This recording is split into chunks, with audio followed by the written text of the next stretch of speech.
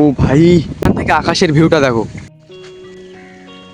Hello guys, আসসালামু আলাইকুম, welcome back to my channel Asif lifestyle.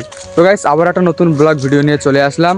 তো গাইস, এখন বাজে কিন্তু প্রায় 2:35 মতো, ঠিক আছে। আর এখন দেখো আকাশের শুধু ভিউটা দেখো ভাই, এক্ষুনি হয়তো বৃষ্টি চলে আসবে। তো দেখো, আমি আর একটা বন্ধু কিন্তু এখানে আসলাম তোমাদের দেখানোর জন্য।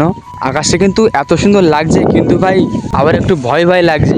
তো গাইস দেখো, এখন কিন্তু একটু হালকা হালকা আকাশ ডাকছে, বৃষ্টি আসবে। তো চলো, এখন একটু বৃষ্টি আসার আগে হালকা করে জামরুল গাছ তো আপেল জামরুল ভাই পুরো একদম লাল লাল হয়। এই উপরে বড় বড় আছে, তবে উপরে তো উঠবো না। वाओ, আছে কি দেখে নাও। क्या लग रहा है পোকা আসিরা।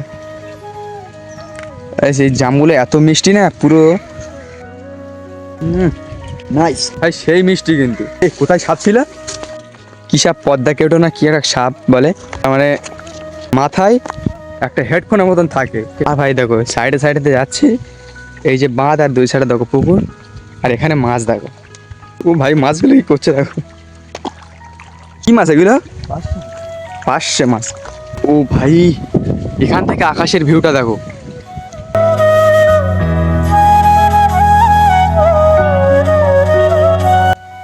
আর এখানে দেখো মাটি দেখো পুরো নরমে, পা দিচ্ছে এখানে তো পৌঁছে যাচ্ছে। তো চল এই ভিতরে যাই একটু। সাপ টাপ নেই তো? ভিডিওতে ভয় লাগে যে।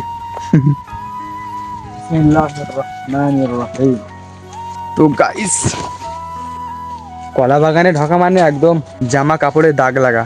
শুধু দেখো, এখানে কিন্তু একটা জাম গাছ আছে। এটা জাম গাছ বলে, এটা জাম গাছ। তো ভাই এখানে কিন্তু সাপ দেখা গিয়েছিল, এই যে এই জায়গাটা, এই ভিতরে। কি সাপ ওটা ছিল? ওই পদ্মা কেউ মাথায় যে হেডটা না। হ্যাঁ হ্যাঁ। তো চলো, এখানে বেশিক্ষণ থাকা যাবে না, এই ভিতরে ছিল। এই বাড়া, কোথায় কামড়া দিলে একদম। আলহামদুলিল্লাহ।